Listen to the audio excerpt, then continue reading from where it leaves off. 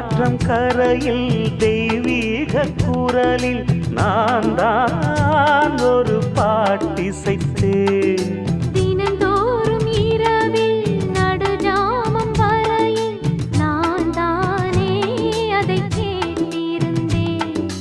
அரங்கேற்றம்தான் ஆகாமல் தான் அலைபாயும் என் ஜீவன்தான்.